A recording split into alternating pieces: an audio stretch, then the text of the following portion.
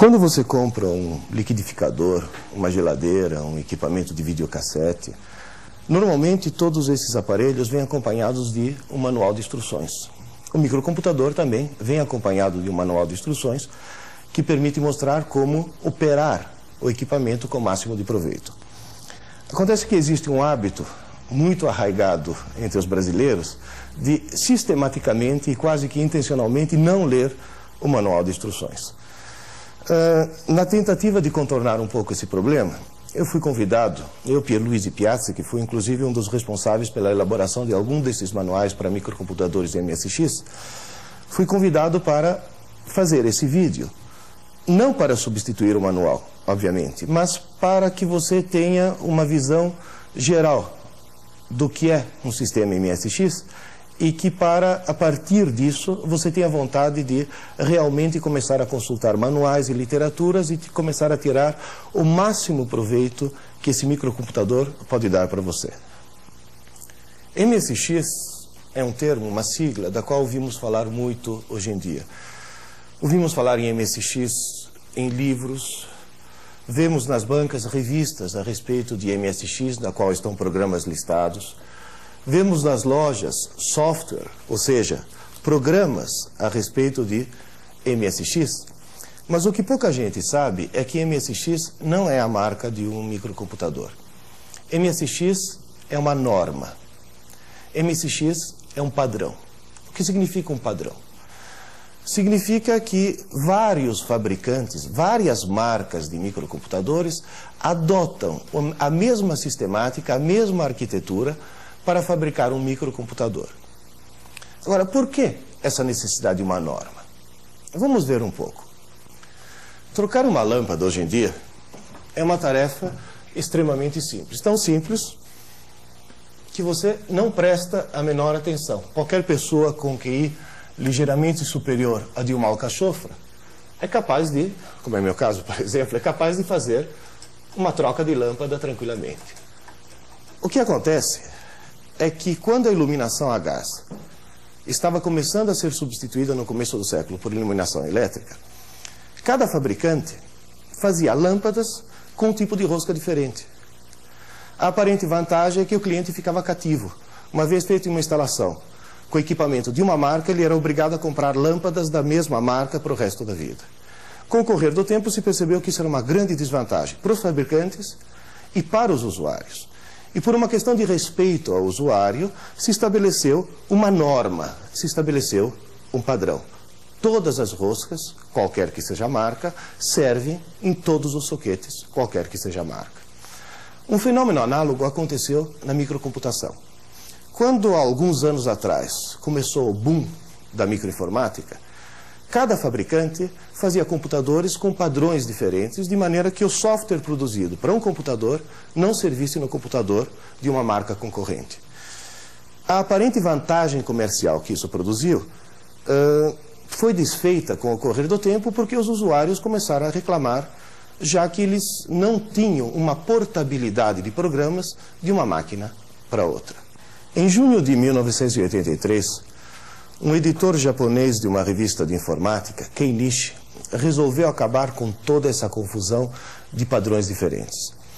E estabeleceu um projeto chamado Norma MSX. Assim que a ideia foi lançada, uma grande quantidade de fabricantes, muitíssimos fabricantes, resolveram adotar a norma MSX. Começou a Sony, a Sanyo, a Panasonic, a JVC. Uma série de fabricantes começaram a fabricar microcomputadores extremamente baratos, extremamente versáteis para uso pessoal, adotando a norma MSX. Obviamente, apesar da arquitetura mínima ser obedecida para todos eles, cada um tentou se especializar na sua área mais específica de atuação. Por exemplo, a Pioneer fabrica computadores MSX, mas também fabrica equipamento de videodisco. Então, por exemplo, no MSX da Pioneer, além de rodar o software que serve para todos os outros, você pode usar software de videodisco, que aliás dá um efeito assim impressionante. A Yamaha além de fabricar MSX, fabrica também instrumentos musicais. Isso significa que os microcomputadores MSX da Yamaha têm uma grande vocação para serem ligados em sintetizadores, em teclados musicais, para poder justamente utilizar esta vocação que o fabricante tem. No Brasil nós temos a Gradiente e temos a Sharp, que fabricam computadores MSX. Na Argentina temos, por exemplo, a Talent, que também fabrica no Chile.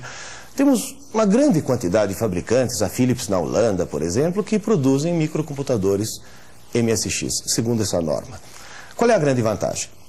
Que um software desenvolvido para um computador MSX serve em qualquer marca. Isso serve, inclusive, para baratear o custo de produção de software, porque o universo de consumidores é muito, muito maior do que seria naquele outro caso anterior, de que cada computador roda o seu software específico. Antes de instalarmos o nosso MSX e começarmos a discutir o que ele pode fazer para você, eu queria contar uma historinha muito antiga. A mitologia grega tem uma maneira de contar o começo do homem um pouco diferente da mitologia ocidental. Prometeu, que era um gigante, fabricou o primeiro homem a partir do barro e roubou o fogo dos deuses para que o homem pudesse utilizar o fogo. O castigo de Prometeu foi extremamente cruel. Ele ficou acorrentado numa montanha com um abutre comendo seu fígado por toda a eternidade. E os deuses, para castigar o homem pela ousadia, resolveram criar a mulher. Isso é mitologia grega, e os gregos eram extremamente machistas. E a primeira mulher se chamava Pandora. Cada deus deu um presente a Pandora. Vênus deu a beleza. E um deus deu uma caixinha, pedindo a Pandora para que nunca abrisse essa caixa. Obviamente, como toda mulher, Pandora, muito curiosa, abriu a caixa para ver o que havia lá dentro e liberou nesse momento todas as pragas, as doenças, os males, a guerra, a crueldade, tudo que existe de ruim na face da Terra. A única coisa que sobrou dentro da caixa foi a esperança. O microcomputador também pode representar uma caixa de Pandora se for mal utilizado. Mas normalmente ele é uma caixa de Pandora ao contrário. É uma caixa que, uma vez aberta, libera uma série de coisas positivas, libera em primeiro lugar a esperança e libera uma coisa muito, muito importante, a inteligência. Isso não quer dizer que o computador possa substituir a inteligência humana, não. O que o computador pode fazer, especialmente o microcomputador pessoal, o microcomputador que você tem à sua frente no dia a dia, para o qual você tem acesso imediato, ele pode desenvolver a inteligência humana. Este é o grande ponto, é a grande vantagem de um microcomputador pessoal. Vamos ver agora como instalar esse microcomputador e o que esse microcomputador MSX, o que essa norma pode fazer por você. A primeira coisa que você precisa aprender para ligar um microcomputador é não ligar absolutamente nada enquanto você não tiver certeza do que você está fazendo. Dentro da caixa você encontra vários componentes, cabos para ligações e duas peças principais. Aliás, eu diria três. A mais importante, que é o manual, aquele que você não costuma ler. Você encontra o teclado e você encontra o cérebro do computador propriamente dito, que é a CPU. Lembre-se que para instalar um microcomputador, você deve escolher um ambiente não empoeirado, não com umidade, e você deve evitar com que as peças do computador sofram choques ou pancadas, porque no interior do computador existem circuitos eletrônicos extremamente delicados. Na CPU estão contidos os principais circuitos eletrônicos do computador. Na parte frontal nós temos dois conectores, que na terminologia inglesa são chamados de slots, o botão principal de liga e desliga e dois conectores para joystick. A parte traseira do computador já é um pouco mais complicada. Não se preocupe por enquanto, porque vamos detalhar tudo isso mais tarde. Por enquanto eu queria chamar a atenção sobre essa chavinha aqui. É nessa chave que você vai selecionar se você vai ligar o seu computador em 220 ou em 110 volts.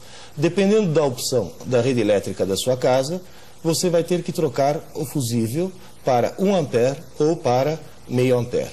Em caso de queima do fusível, a troca é extremamente simples. Porém, nunca troque o fusível por uma ligação direta. O fusível foi feito para queimar, para que outra coisa muito mais importante não queime lá dentro. A segunda peça mais importante do conjunto é o teclado, que por enquanto é a única maneira que você tem de fornecer informações para o computador. Ele deve ser conectado na parte traseira, no ponto onde está escrito Keyboard Input. Antes de ligar o conjunto na tomada, lembre-se, não ligue as coisas prematuramente, você deve conectar o seu computador ou a uma televisão comum ou a um monitor de vídeo. Um monitor de vídeo é como se fosse um televisor, com a desvantagem de que não pode captar canais comerciais, se aqui isso é uma desvantagem. Na realidade, ele compensa isso com uma altíssima qualidade de imagem e o torna muito adequado para finalidades profissionais.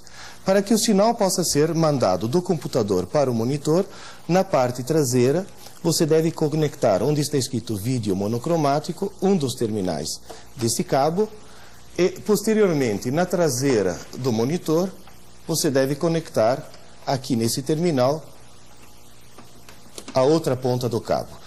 Tome cuidado para que as voltagens estejam adequadas e agora você pode ligar o seu monitor ou numa tomada independente ou nessas tomadas que estão aqui na parte traseira do seu computador. Qual é a vantagem desse tipo de ligação?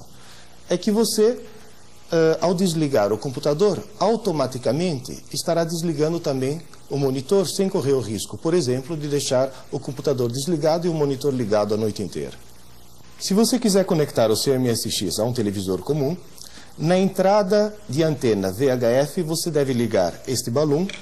Um dos terminais do cabo deve entrar no balão na entrada computador e o outro terminal deve ser colocado no RF Out da traseira do computador.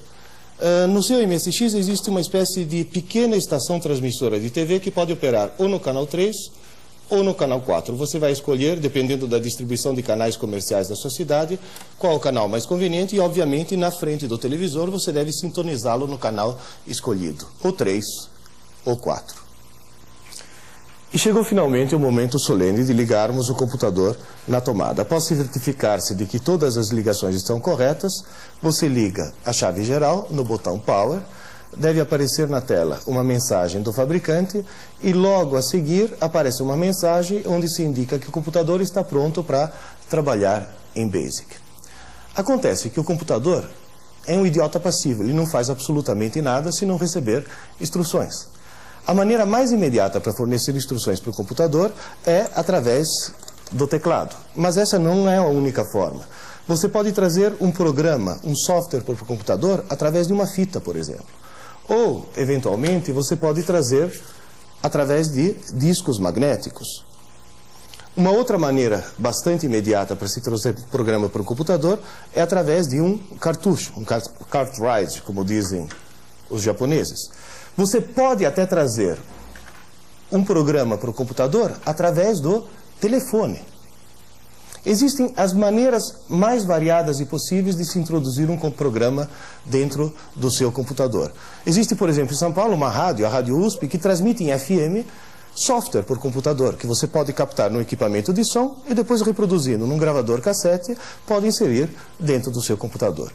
Vamos inicialmente ver como inserir instruções no computador através do teclado, ou seja, como fazer um programa.